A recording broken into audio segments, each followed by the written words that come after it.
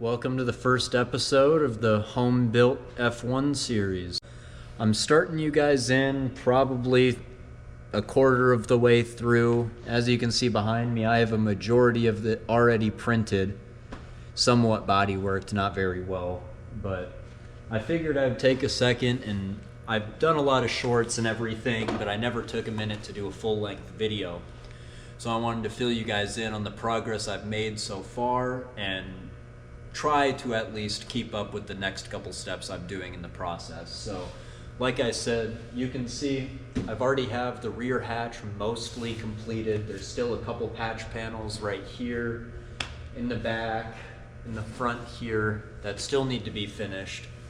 But other than that, it's basically just body work. And then I'm going to be waxing, gel coating, pulling molds, and making all of these parts that you see all out of carbon fiber.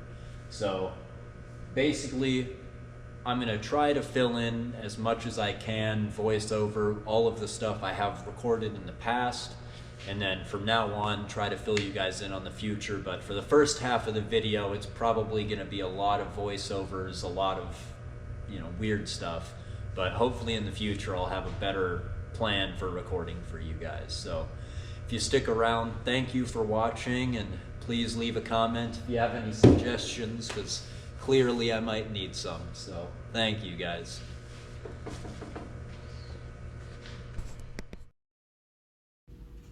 So this is the original render I had worked up at the time I was printing the rear hatch. Not really much has changed with the rear hatch or anything since then except for the side pods. You can see all this getting glued together. I'm using JB Weld epoxy, nothing really too special, but a lot of the seams ended up getting warped and not lining up correctly due to the way I was printing, so on this part I'm going to have some pretty big gaps.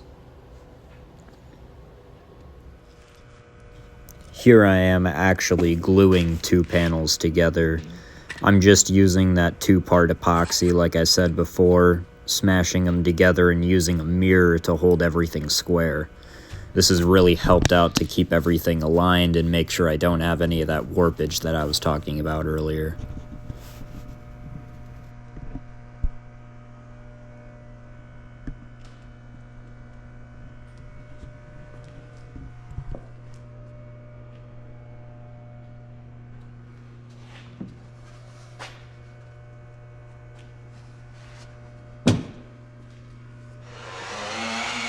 I ended up having to cut this piece back apart because the body lines didn't line up with the original hatch. Damn.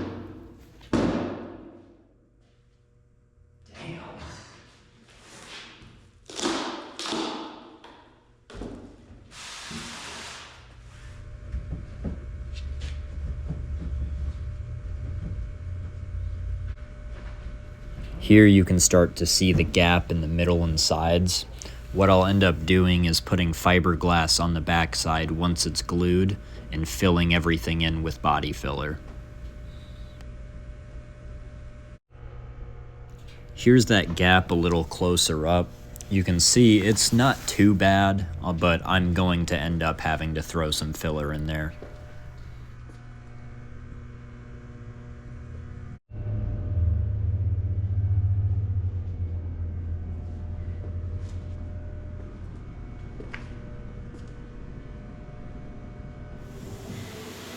Here I just threw a bunch of filler in to try to fill the gap before I start trying to final sand everything.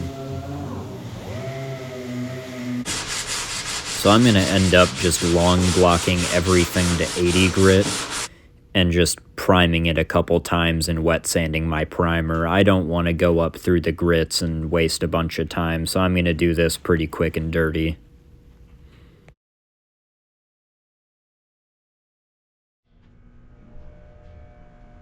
So these are the side pods you saw in the render earlier. I'm doing them relatively all the same as the back hatch, except for I'm using a lot more fill panels because of how flat they are. So I'm just using 1/8 inch hardwood to make sure everything stays flat, and I'll be fiberglassing all of that on.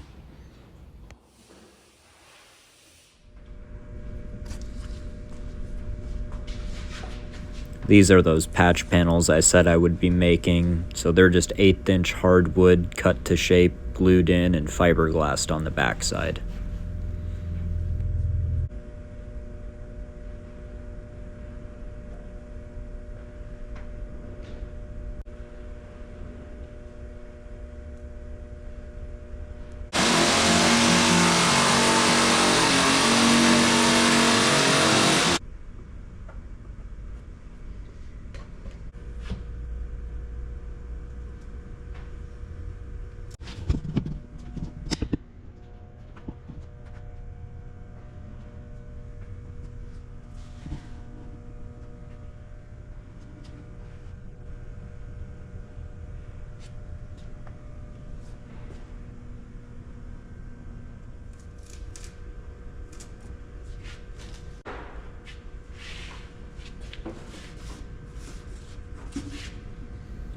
As you can see, it holds together pretty well just being glued, and it probably would be okay, but I always try to go and do the extra step with these kind of things and throw some fiberglass on the backside.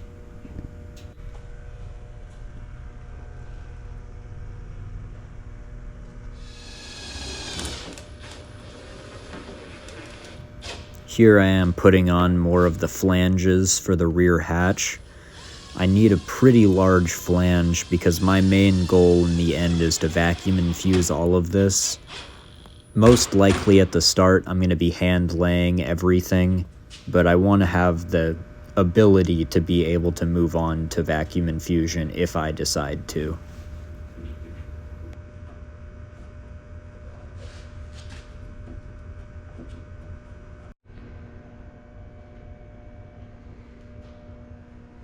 So you can see all that's left is the side panels. Once I have those done, I'll be finishing the bodywork and then moving on to pulling molds.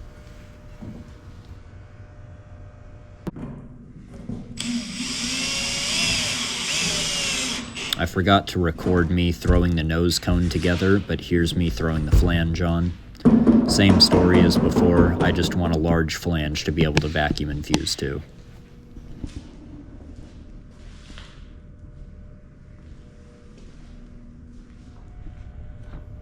Somehow it ended up cracking and getting some weird spots in it, so I ended up throwing some primer on and resanding to 180 grit. Now I'm throwing the Pardal paste number 2 on. I've put on 3 layers with 15 minutes to tack off in between.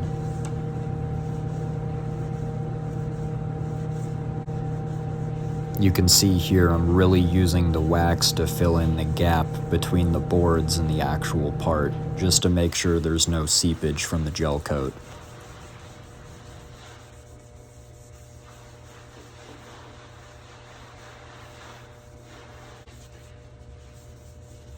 After the last layer of wax, I always use a clean rag to wipe off all the excess to get a clean surface finish.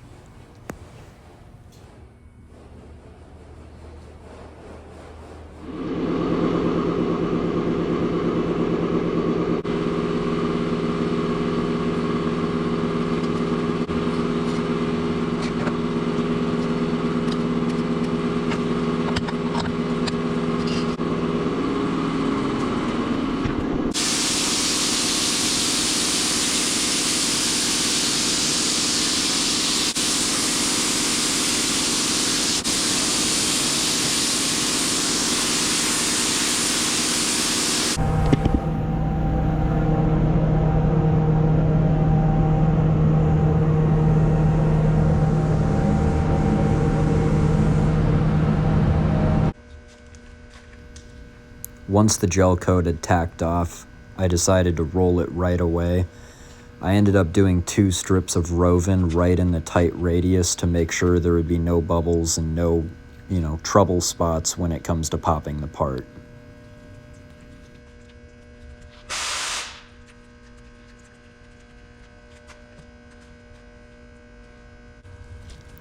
Then I went and threw my first layer of fiberglass on, pretty sloppy just because it's all scraps from other projects I've done.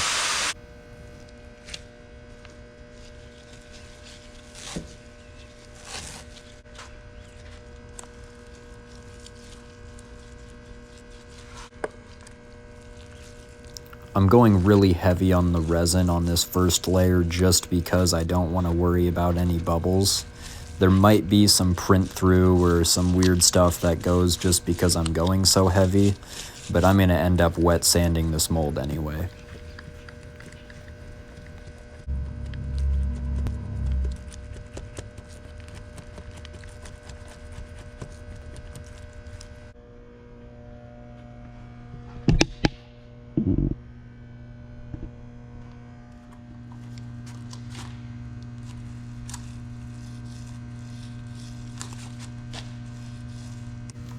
On the next layer here, I'm making sure to add an extra strip around the flange just to make sure it holds its shape.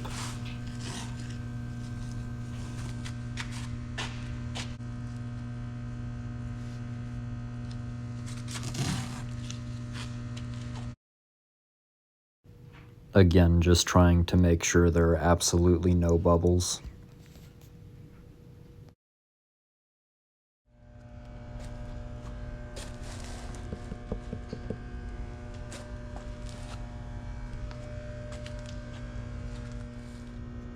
Alright, that last layer is all cured up, so we're at 4 right now, so I'm adding another 2, we'll be at 6. I think I'm going to go for 8 to 10 layers. Usually you're supposed to go 3 times the thickness of your part. So if this was a 2-layer part, do a 6-layer mold. Probably aiming for somewhere in 3 to 4 layers, so I'm going to do an 8-layer mold. So it's already preheated, so it's going to cure pretty quickly, so I'm not going to have a lot of time to talk, so I'm just going to get to rolling.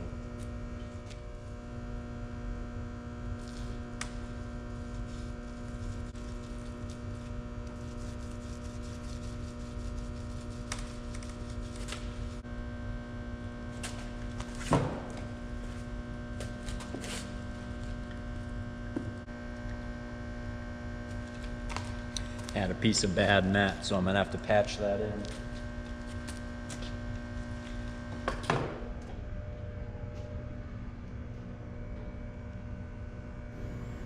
That's a huge thing to look out for when you're reusing old fiberglass. Just make sure there's no spots where you dripped any extra resin.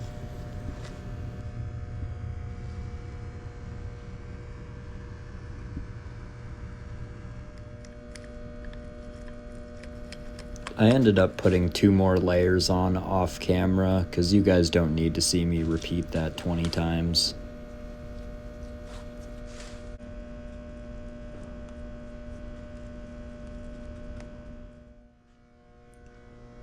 So I added in some inner structures just to make sure it sits flat while I'm rolling it, and also so this flange stays a little bit more stout.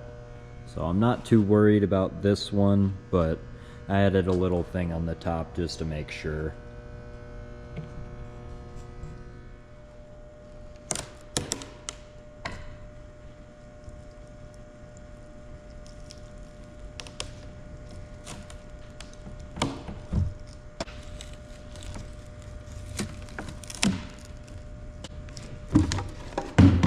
The flange was popping very well because of how flexible it was, so I decided to take the screws out of the back and separate it from the nose cone.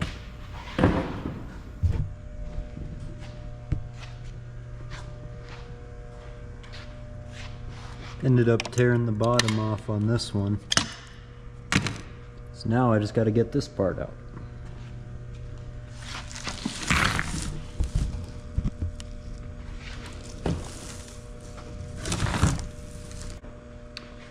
Hammer time.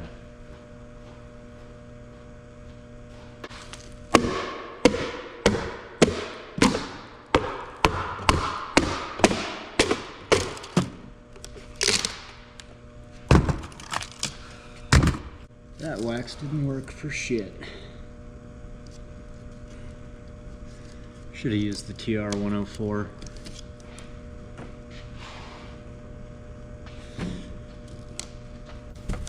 I have 2 waxes that I mainly use while making composite parts, Part-All Paste number 2 and TR-104 parting wax.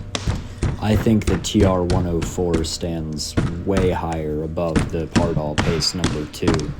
but I just wanted to use up the last bit of that can that I have.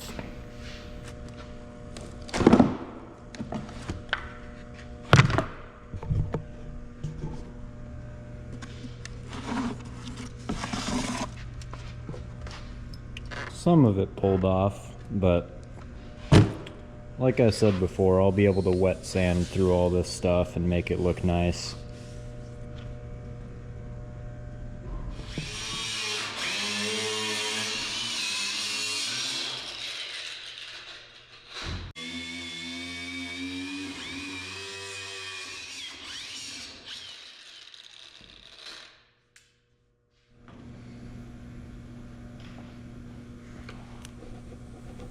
All of these pieces stuck in the mold eventually all scraped out. They all had wax on them, so it was just bad adhesion to the part itself.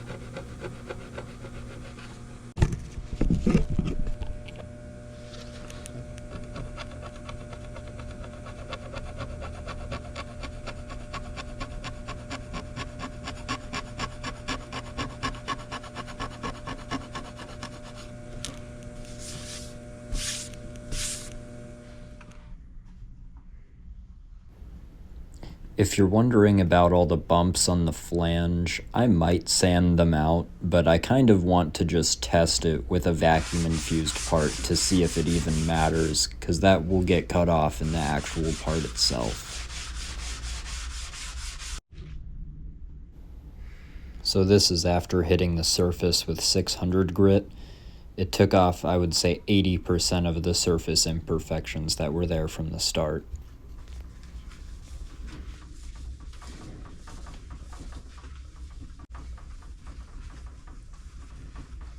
Alright guys, I think this is where I'm going to end this first video at. I have the nose cone all wet sanded to 8000 grit, but I'm going to hold off on making any test parts until the next video. So if you've made it this far, I really appreciate you watching, and please like, subscribe, leave a comment, anything you feel like, and like I said, I really appreciate you guys watching till the end.